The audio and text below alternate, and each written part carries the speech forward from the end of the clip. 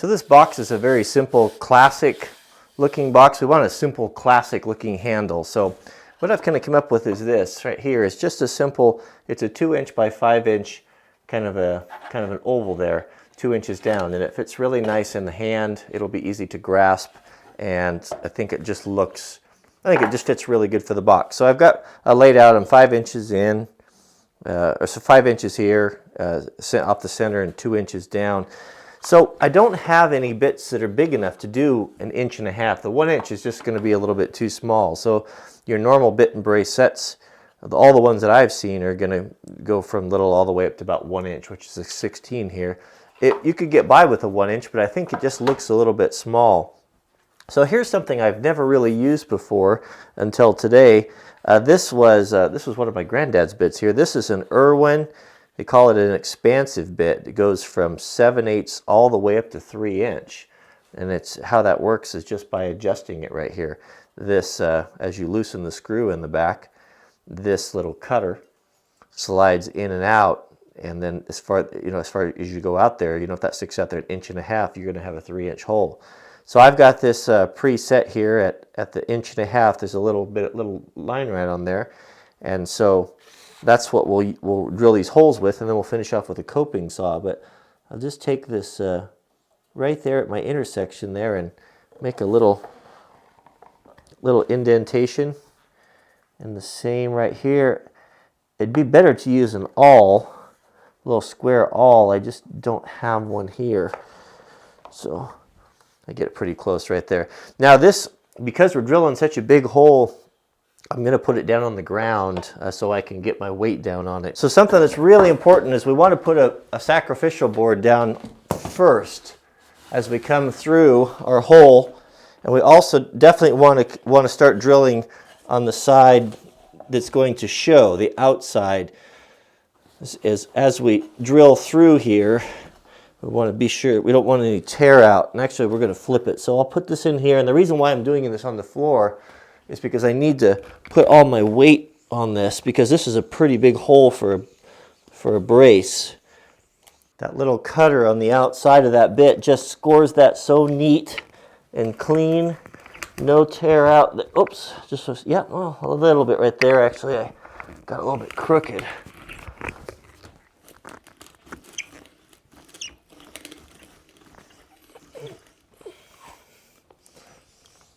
This is an awfully big hole, and then I lost my auger tore out there, so that's going to make it more difficult. It's a big hole for a tool like this, but it does work.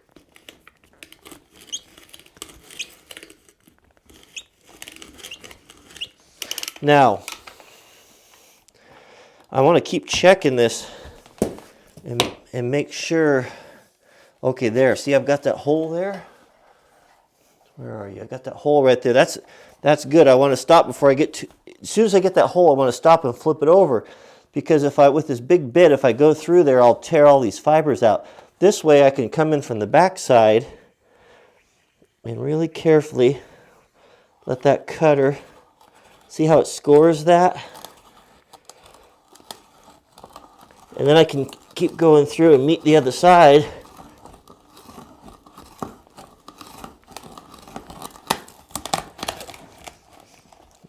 There we go. And now we don't have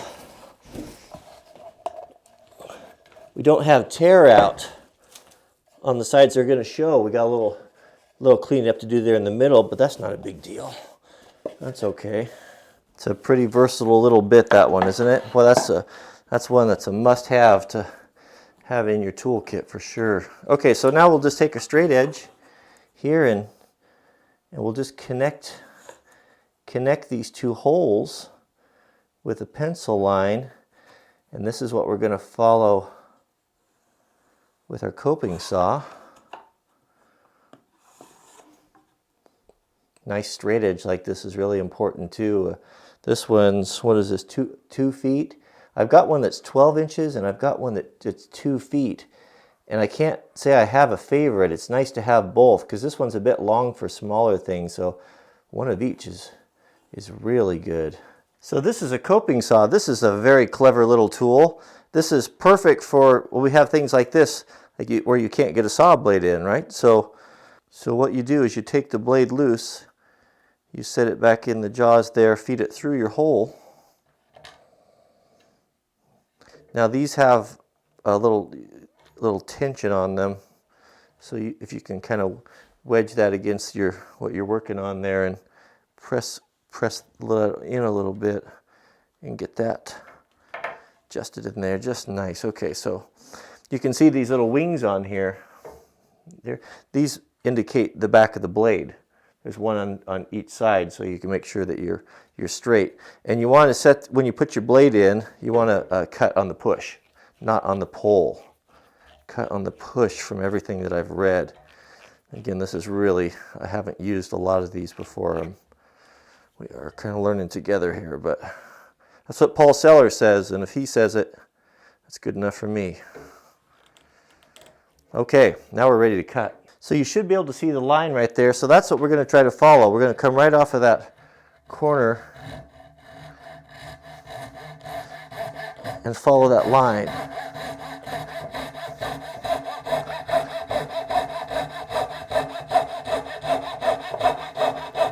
You can see why it's the shape that it is now, because you can get it inside. That hoop will get outside your material.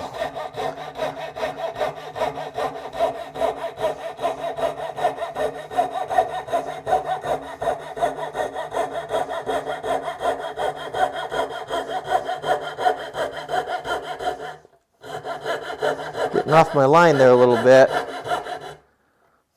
Boy, it really takes practice, I guess, to use this thing. Well, that's not so good there, is it?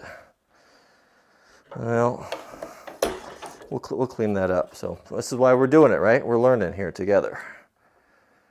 Okay, so I'll flip that around. Now my coping saw, I'm going to turn those blades around. Loosen that up a little bit. Turn those blades around 180 degrees. Got in a bit of a hurry there. When I started getting off course there, probably should have closed it or slowed down a little bit. But I always, when you're doing this on the video, it always feels like I always feel a little more rushed. I don't know why, I probably shouldn't. Okay, so there's a little bit of that residual wood left in there from the drill bit. We can easily, because the blade is so small there, that's easily takes care of that. That's a great little tool. All right, so let's try to stay on our line this time. Cutting on the push.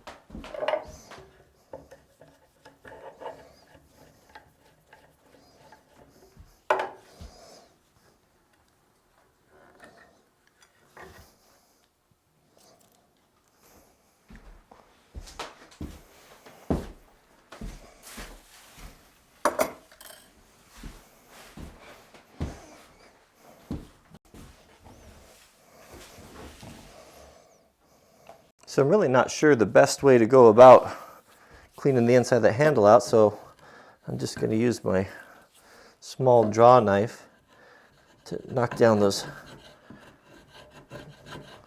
high spots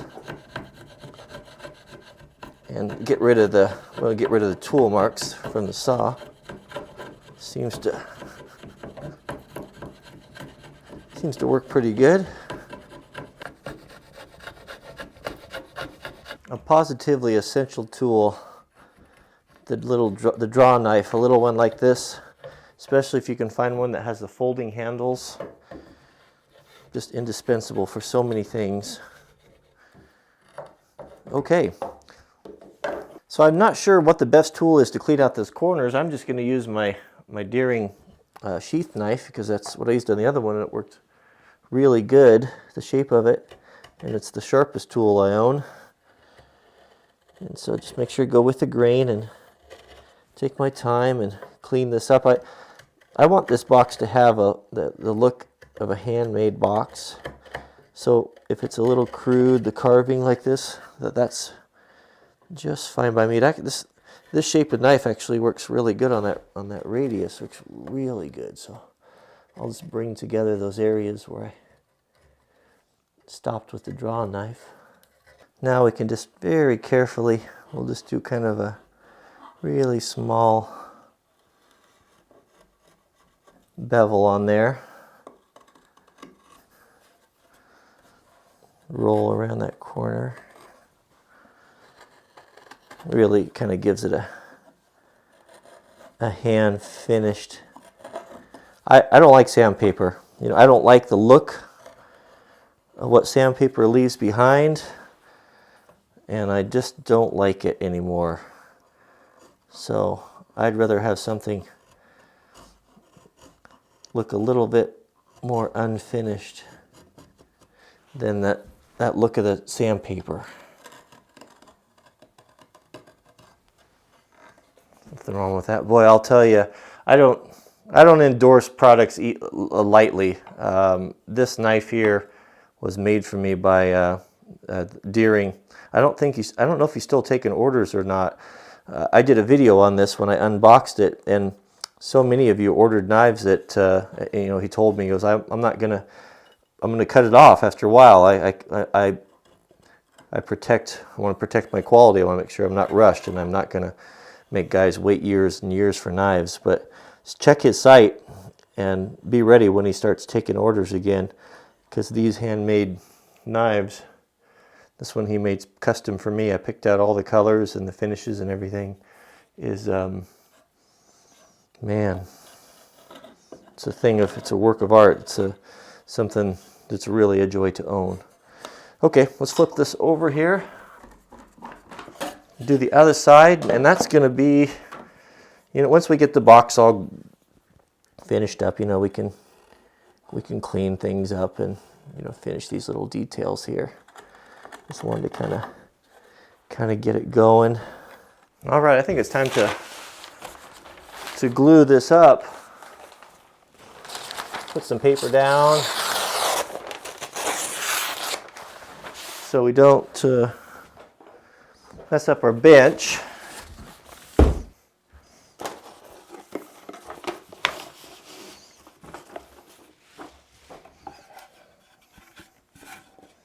I can't wait to start using this. Been needing to do this for a long time.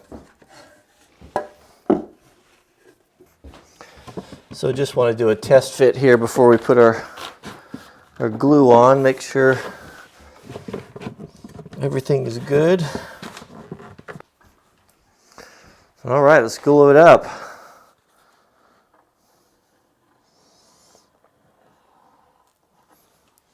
I know I use too much glue, but I'd rather use too much than not enough. You can always clean it off. Well, you can really use a lot when you take that little end off there, can't you? That's what Lucy's barking at. Yeah, there's a skunk down there. Did you get a video of it? I'm not getting that close. Okay. I think you should do a selfie stick. A selfie stick? Okay, we'll go see if we can find the skunk. But I'm gluing up right now, Mama, so it's a critical spot. Bye-bye. Hey, actually, you're just here in time. Give me a hand, please. Just hold that right there. Thank you.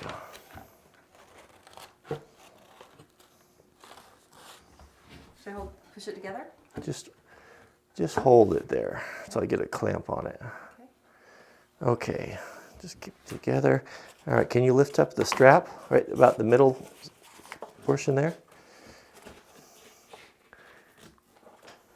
Make sure it's not twisted on that corner there. Okay. Put It's it flat. a little higher, right up in the middle. I just got wood glue on me. Okay. Hold everything still. This corner's not super tight, is that nice? Yeah, it's okay. I'm going to put more clamps on it there. Okay. This is just to keep it from falling What a over. nice looking box.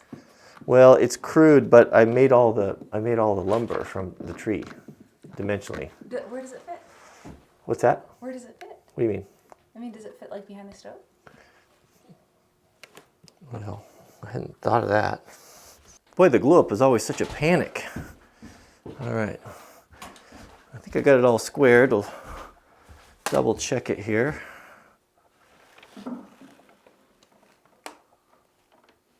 Yeah, that looks good. Boy, that's going to be pretty, isn't it? Gonna have a little, well, obviously some cleaning up to do, and it is pretty crude, but I'm happy with it for a first attempt to do something on this level. I kind of wished I wouldn't have used the table saw and I would have ripped those by hand. I just don't have a real good ripping saw yet. And well, do what you can. Next time I'm going to find a ripping saw and get it sharpened up, and then we can do everything without any power tools, and that'll really be something. But I think overall, it's still a fine accomplishment nonetheless.